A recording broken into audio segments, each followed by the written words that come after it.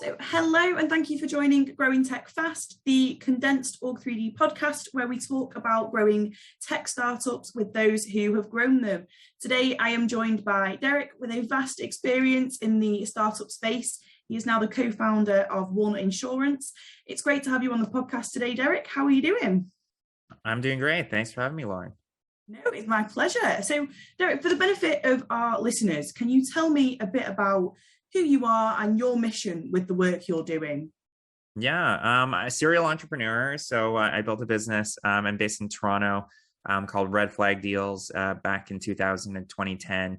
Largest deal shopping community of its kind in Canada, still is today. I still visit every day. I think we're fortunate enough to have built a really strong community. I sold that business to a publicly traded company back in 2010. I stayed there for a couple more years.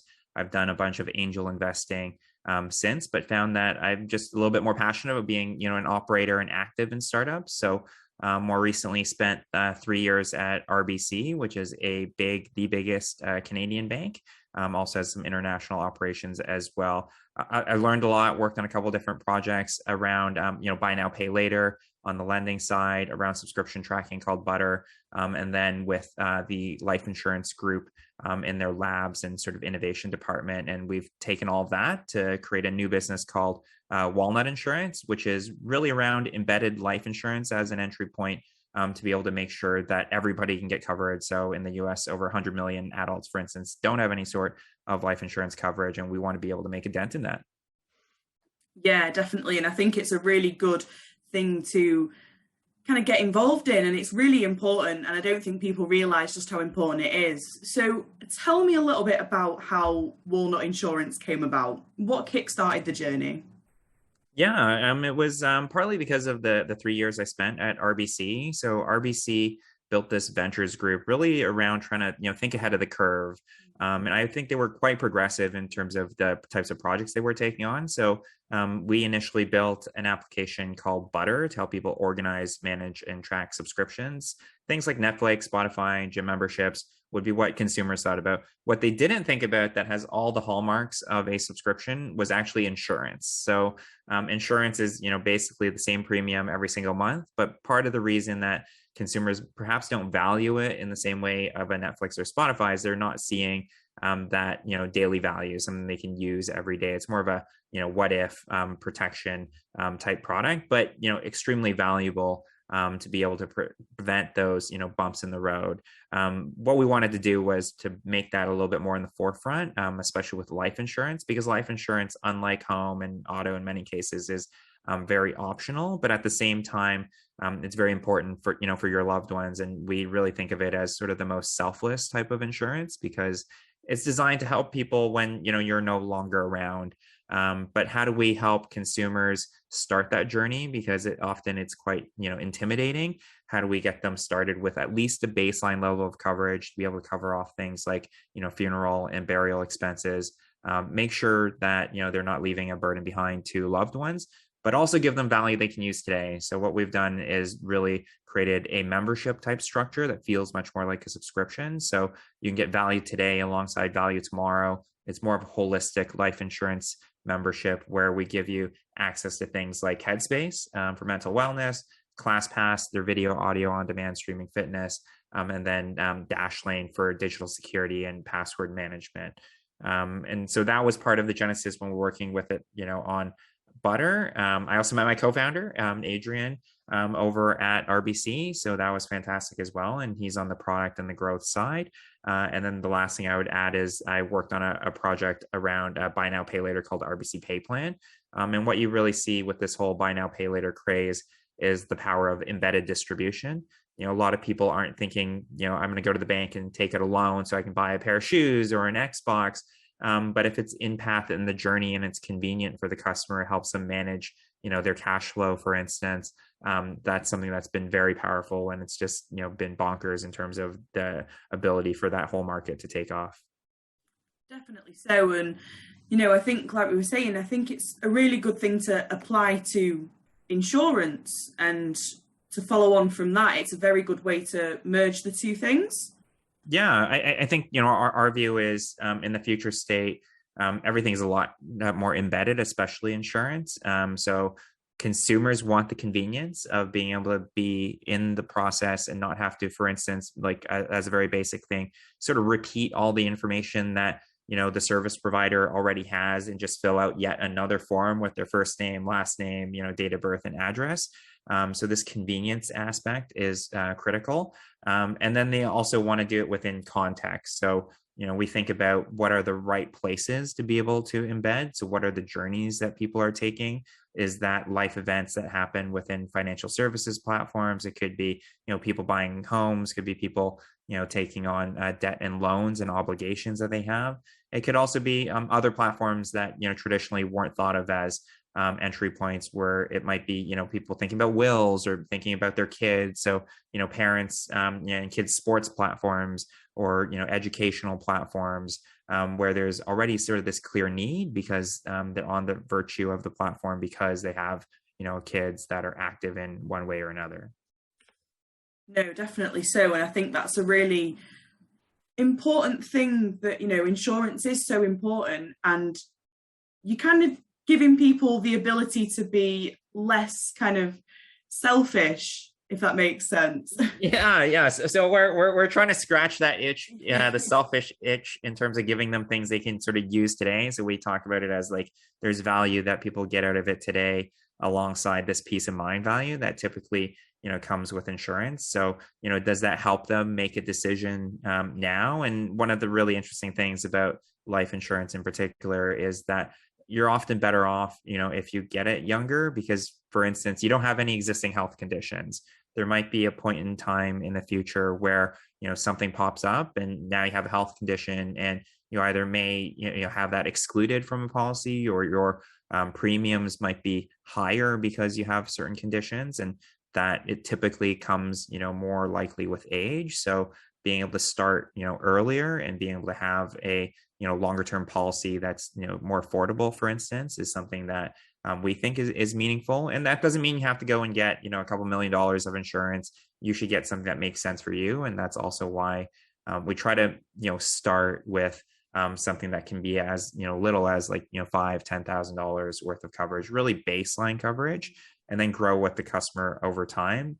We're very sensitive to the fact that I think most consumers, if you ask them about insurance, they're not jumping up and down. They're not saying I had an amazing experience. They're not recommending insurance experiences to their friends. So how do we create, an insurance experience that sort of grows with the customer when they need it versus, the perception traditionally of it being a very sort of pushy sale. And people may be trying to, maximize, the amount of, coverage and policy. Our view is a little bit different. We want everybody to get started. And then when you're ready for more, then hopefully we've earned the right to have that discussion based upon a long lasting relationship. But, life insurance is, these like decades long journeys that we're trying to go on with people.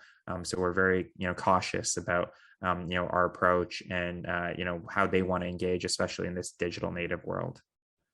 Definitely. And I think that's why it's such an impactful product. Like you say, it's not the typical sell that you usually see with insurance. And I do think that's a very attractive quality.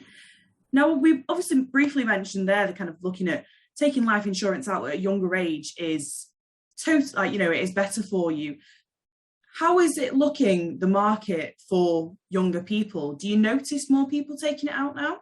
Yeah, that's a great question. I think, the pandemic has obviously, changed, a lot of things. And I think one of the things that it's changed is like people's mindset around, their probability of death, right? And you can't avoid it. I mean, it's on the news, every day, and it looks like it'll just continue to be on the news. It doesn't necessarily, go away. It's just going to sort of change how people, live their lives. And if it's not this, it could be something else. And one of the things that's been nice about life insurance is that it's sort of stood the test of time in that sense. Like people who bought life insurance policies, and if they did pass away, from COVID, they were paid out, and there were no exclusions. And still today, there's typically very limited exclusions. The one exclusion they typically have would be, suicide within 2 years of getting the policy. But other than that, there are generally no exclusions.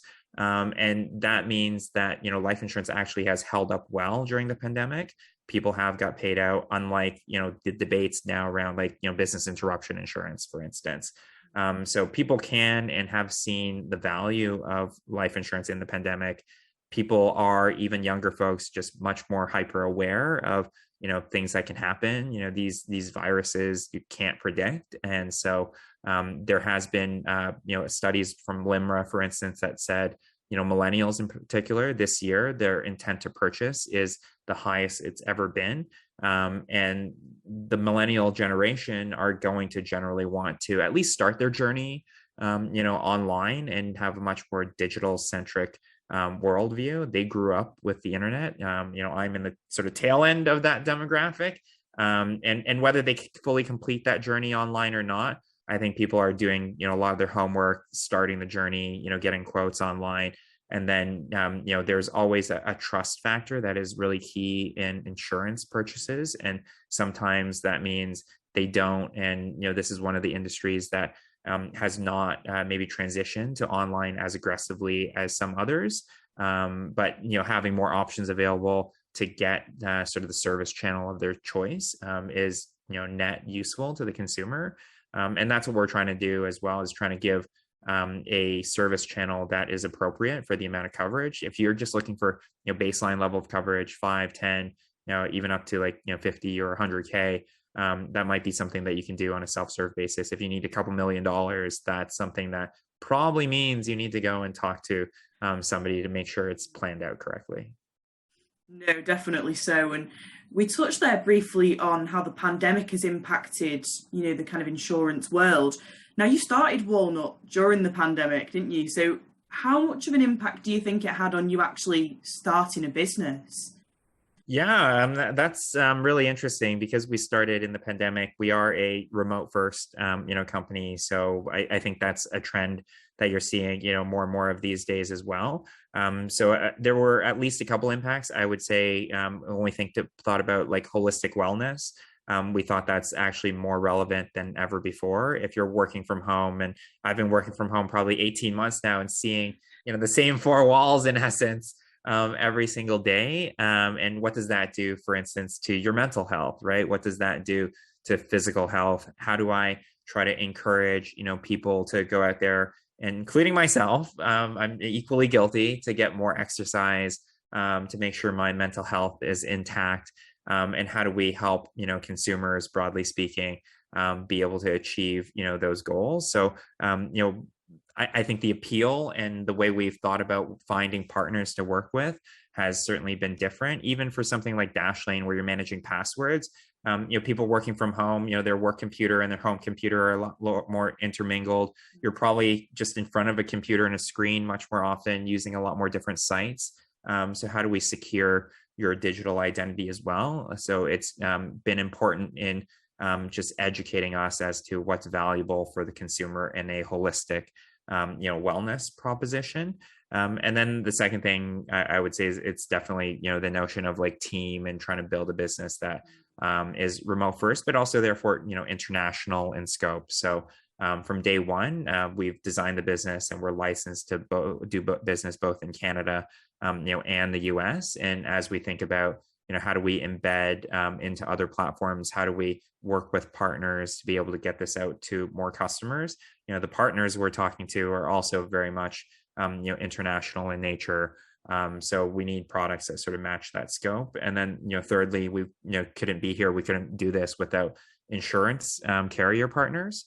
And the insurance carrier partners have also seen that they need to be much more digital. So even relative to 18 months ago, I think they see, the path and are trying to move down the path to provide more, digital fulfillment, digital service, whether that be from a customer service or a sales perspective. They're all moving down that path, and we think we can move down that path together, get more people covered, and be able to, really be in a place where everybody is aligned. I do think that is unique, with life insurance.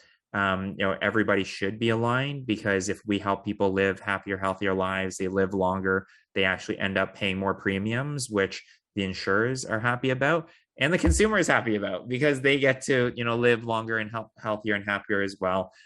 So hopefully it's a goal that like everybody is like swimming in the right direction and is aligned to achieve. Definitely so. Now, I think it sounds like, the pandemic has been a pretty positive time for you guys. You kind of flourished.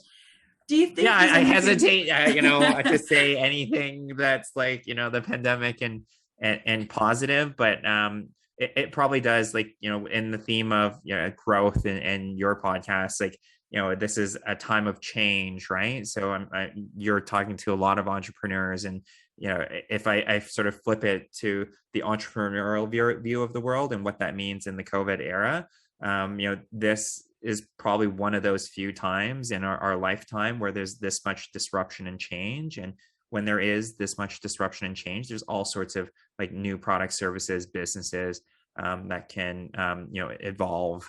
And if anything, I would say this is probably like the best time ever to be an entrepreneur.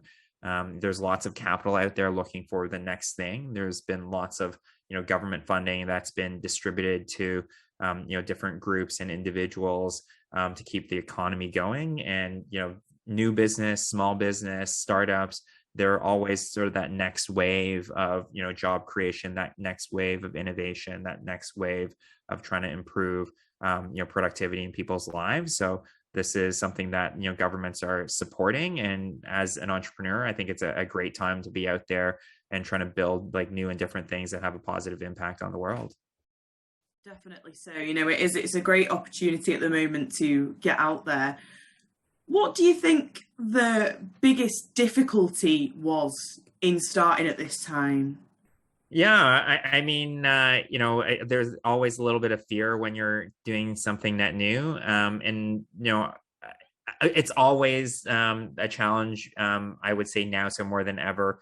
And it's actually talent. So you're trying to find, people that are aligned in the vision. And then you're also trying to find, people that are willing to, especially at a startup, make the jump. They have so much opportunity these days. If you're trying to hire, engineers, for instance, there's no reason if they went to the, Google, Facebook, Amazon, Netflix of the world, that they couldn't likely make, maybe it's like a multiple of what a startup can go out there and afford. So there is real opportunity costs there, and you need to go find people who are willing to take a little bit of a risk for potential upside. And then people who are interested in making a difference in the world in that individual startup specific way. So we were fortunate to work with a bunch of folks over at RBC and elsewhere that we've worked with in the past, and we're able to bring into this new venture. But finding that talent, I think, is sort of the biggest change. And because it is remote, we're also now competing with companies all over the world. Before, when everybody went into an office, it was local competition for talent. Now it's basically like, global competition for talent. On the one hand, that opens you up to all sorts of other folks you might not have been able to meet or, work with before. Also extremely competitive nowadays, just finding, talent all over the globe. And related to that, because we are a remote first organization, it's how do we build that remote culture? And back to some of the notes on mental health and physical fitness and so forth. It's very easy if you're working from home to almost work all day and not take breaks. And so how do we like continue to build the culture so that it's also sustainable for the long run? Life insurance is one of those businesses that you have to have like a really long-term view of the world. So being able to build a team and the culture that is able to sustain that long-term view has been always, challenging and important to us. No, definitely so. I can imagine, it is something that we see at the moment, like you say, with opening up to, a global space, it does make things a little bit more difficult. Do you think there's anything that you would do differently now if you were to start Walnut all over again? Oh, I think this is like, it's really hard. One of the things about entrepreneurs is they maybe have a little bit of a blind spot and maybe a little bit of naivety to go and do new things. So, I think, what would we do differently? Maybe that's just focusing a little bit more on, how do we build a remote first culture right out of the gate? I feel that's an area that we just haven't spent as much time as we want to in, because we've been so busy with everything else. So, how do you just bring more your resources to the table? Maybe that means you go out and raise a little bit more money, for instance. Maybe that means you make sure, one of the things I felt strongly about this time around with Red Flag Deals, I was a solo founder, and here I have a co-founder, and that's been tremendously helpful. So hopefully something that I've sort of fixed from prior ventures, but it sort of goes back to talent, team, and culture, and how do we make sure those like foundational pieces are in place. And I still think we have a lot of work to do on that as we're learning how to build these like global remote first organizations. So I'd love to spend more time on the culture piece. Definitely so. And I think, right, what you're saying, having a co-founder, it's nice to have an extra kind of helping hand. It's not all just on you. Yeah, it makes a huge difference. There's a lot of up and downs when you're doing a startup. So having somebody that, can relate to that, that's sort of in the same boat as you, it's taking some of those same chances with you is a huge difference. Definitely. Now, I know we briefly touched on kind of the integration of insurance into a subscription format. And, I know you've obviously been in the subscription market before. Do you think there's any markets out there that aren't using a subscription model that could really benefit from using one? Yeah, one of the things we talked about is subscriptions are eating the world as sort of a phrase, and that's like sort of taken from Andreessen Horowitz and some of their chatter on like every company is going to be a finance company, software is eating the world, all of that. So we believe that is also true for subscriptions.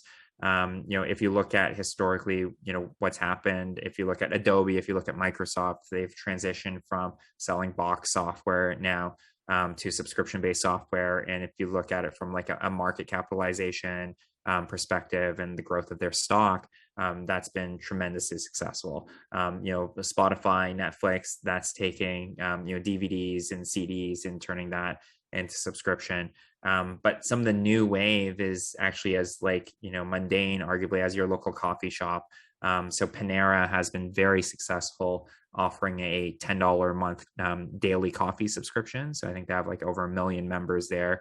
In fitness, I mean, gyms were always a subscription, but Peloton sort of took it to the next level where you have subscription hardware along with the software. Xbox has sort of done the same thing with the Xbox All Access program, which RBC, that was one of the projects I worked on as a partner of in Canada for RBC Pay Plan and Xbox All Access. Gaming is going that way with Xbox Game Pass.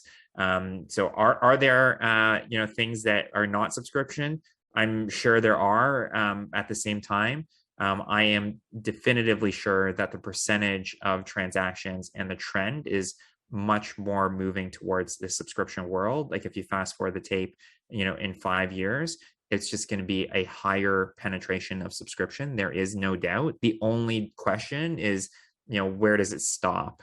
And I don't know that any of us know that. And if you look at things like cars, like, there's a whole bunch of car subscription companies out there. I would argue that, employment is actually just a reverse subscription. So the company is just subscribing to you. They're subscribing to your talent. And in general, consumers are more adept at thinking about things as flows. So, cash flow, for instance, versus, thinking about, lumps. And that's what, buy now, pay later is trying to address. That's what subscriptions are trying to address. And there's really something in it for everybody. It gives people access, and consumers typically, want access to a large pool of things versus, sort of ownership is, what we've seen. And that trend will just continue. And I actually do not know, where it will stop. There are certain things like, homes, for instance, that people do want ownership, but even in that scenario, they're sort of subscribing to it via their mortgage, right? So it's just a different lens on the whole value proposition. Yeah, wow. I think you don't quite realize how engulfed we are in the subscription world. Yeah. And, back to, like small businesses, I think that's a tremendous opportunity for small businesses, especially, as we saw like a whole bunch of them, sort of fold up shop due to just foot traffic not being there. Like, how do they have a loyal base of customers that would subscribe to their, baseline, products and services? I always, because I have a very simple haircut, I always thought like subscription haircuts would be great. There's all sorts of products and services that can turn into subscriptions. 100%. Now, I wanted to touch, Derek, briefly on, so you're an angel investor. Tell me a little bit more about that. Yeah, I've been probably angel investing since my exit in 2010. Angel investing is really interesting, and I got into it initially less to try to generate a return, but more to learn about things. So, I think angel investors are angels in part because they're investing at a time where in some ways there's no rational reason to go and invest in a product or a business. In many cases, angels are sort of the first check in the business before there's any, revenue in the door. And you're really believing in the people, you're really believing in the market that they're going after and that they can, pull it off. And if you look at the data on, one individual investment, especially in that like angel early stage, it has a high chance of failure. So what that means is in order for angel investing to sort of work as something that can generate returns, you have to do a lot of them. So you need a portfolio. I think the magic number is somewhere between like 18, 19 investment before you get to a point where you get, averaged out returns. I'm probably more in like maybe it's like 30s in terms of the number that I've done nowadays. And I think I still do it to learn. I'm getting hopefully better at generating a return. And then third, to be able to support, entrepreneurs that, otherwise might not get the opportunity to go out there and, do a really interesting idea or to pursue their dream or to make impact in the world. So I find that like, really rewarding from all those facets. Like if I can, one, help other entrepreneurs, two, learn something, and then three, not lose money, I'm okay with that. And then if I make some money on top of that, then that's great as well. But, if I can support entrepreneurs, if I can, learn by doing that, that's more than rewarding enough.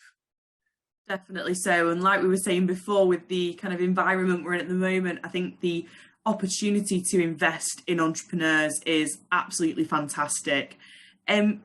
What do you think you look for in an investment in a company? Like, how do you decide you're going to invest in them? Yeah. I think one of the things these days is, this whole process has been, a lot more democratized. So, back in 2010, you had to know people who refer you. So, one of the first thing I look for is definitely like, it's the team, right? Does the team have the ability based on their past track record or, you personally knowing them to be able to execute on whatever the idea is? So I think the first thing you're betting on, early stage, is the team. The second thing for me is the market. So is this an area that is sort of trending in the right direction? Is there market growth, or are you going to be early? And it's okay to be early in a small market, but the idea is that, the markets expand. So is there a market opportunity where this could get sort of big enough to matter? One of the things about sort of angel investing is that it's really a hits driven business. So you might just need one hit or a small proportion of hits to return your entire portfolio. And, they call that the power law. And in venture investing, it's probably more true than, it's certainly investing in the stock market and investing in other asset classes. So you need to find something that has big enough market potential so that, it can cover for all the other losses you might have in your portfolio. And you're really placing, bets, and you're betting on people and you're betting on the market. The third thing is traction. So to whatever extent they have traction, that is always really helpful. But it's always relative, right? So, it's back out to, if you want all these things, you want the right team, you want the right market and the right traction, maybe you get, 2 out of the 3, maybe you get, one that's like, far beyond, outstanding from everything else you've seen, but the other 2 are, maybe more ho-hum. And then you sort of make a call and make a decision trying to balance those out. But those would be the three things that I typically look for. And I would say there's no right answer. Like, I can certainly be wrong. I'm like, there's way, better venture investors out there than me. But one of the things that is helpful nowadays is just access to information and data. There's all sorts of crowdfunding platforms, for instance, where you can go see companies publicly fundraising. And so you can learn, from what's out there, and you can learn from looking at deal flow. And you'll never be able to invest, and you shouldn't, in all the deals that you see. So even the deals that you see that you pass on, what can you learn from them so that it informs decision making in the next deal? And everything's relative. So you're trying to figure out, like, what is a relative safe bet, or what is a relative strong bet, versus everything else I've seen. And the only way to do that is to see more things. Definitely. So what do you think your one key piece of advice would be to somebody looking to kind of get started with their startup? I mean, you have to go and have an area that you're passionate about, and then a market entry point, right? So, there's one saying that the first product, people are very focused on building the product. And then the second time around, if you're a serial entrepreneur, you're more focused on distribution, right? And how do you get something out there and get it in front of the audience and attract the customers? So, the first time around, you end up being more product centric typically, because you go find an area that you're really passionate about, and you go and try to solve what might be a product led problem. So, my advice on that is, you still want to find the passion area, but how do you think about distribution in that particular area, and trying to get deeper on how to get this product to customers. Once you get the product to customers, you are able to iterate on the product. So the product will never be perfect the first time out of the gate, and it shouldn't be perfect, or you took too long to launch it. And so my advice really is, like, an area of passion, and then try to find a distribution wedge, so that you can get that out to customers, and then you can iterate from there. Brilliant. So lastly, tell me, what does the future of Walnut Insurance look like? I mean, we have big dreams. So we think there's all sorts of interesting things happening in the insurance space. Our starting point is embedded life insurance. We do believe in a future world where insurance is more programmatic. So we are a big believer in parametric insurance, and parametric insurance is just the notion that it's sort of triggerable based on data. So how do we, for instance, if we talk about things like, life insurance, people are either alive or they're dead. They're a 1 or a 0. And what would be the data sources that would be out there in the world that could potentially help us, even if we're not, actually filing and issuing a claim and cutting a check? How do we help people start down that process of knowing that somebody has passed away and going down the claims process? So this parametric notion, we think, is very powerful, whether that's, life insurance or other types of insurance. That's a deep area of interest. We're also, quite interested in what, the world of blockchain and crypto and DeFi can hold for insurance. And typically insurance is a couple years behind where banking and finance largely is. And now you're seeing all sorts of new DeFi platforms that are, in essence, like equivalents to their, TradFi or the traditional financial institutions in terms of what they can do and the value they provide the customer. And we think that will also happen, for insurance. It'll just be a couple years behind, like it has been traditionally. But we will get there. And so it's really exciting times ahead, I would say, for the world at large, because of all these like global computing platforms. And then it's exciting times ahead for the world of insurance as we mature and as we get deeper into this parametric and crypto space. Definitely. What do you think the kind of combination of insurance and the crypto space is going to look like? Like right now, there is some sort of on-chain insurance. These are insurance, in some ways against like smart contracts and hacks and so forth. So we're starting to see, a little bit of that. But over time, one of the important factors is to be able to link data into the blockchain. So that you can do things like, parametric insurance. So you need to be able to take real world data and be able to make that programmatic. That's happening. Like Chainlink is doing some really interesting things in terms of bringing in data into the blockchain. So insurance is in the end like a risk and a data game. So being able to, for instance, pull that data into the blockchain, being able to have transparency, among that. And then the other interesting piece is the capital piece. So, insurance in many ways is just like, pooled capital. So, that pool traditionally has sort of lived with the insurer, but, in a decentralized world, there's all sorts of funding pools out there that, might feel almost much more like a co-op type model where, the public could go out there and fund an insurance pool against a specific event and then, operate in a much more decentralized fashion versus what we're seeing today. I think it remains to be seen whether that's like, the majority or minority. I think traditional institutions have a lot of trust as well. And insurance is also about trust. So, everybody, can sort of take part, and then there'll be sort of the right types of policies and risk appetites for different tranches of the world, and that'll continue to evolve. But same thing we talked about before, there is no future state in which there's not more insurance on the blockchain. The only question is how much, how fast. And right now we're really at the entry point, the precipice of that world.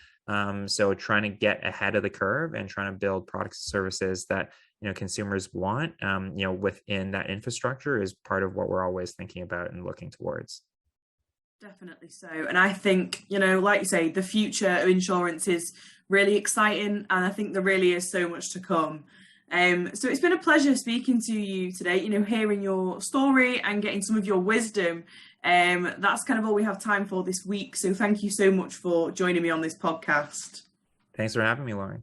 Brilliant. So thank you to everyone listening as well, and tune in next time for Growing Tech Fast.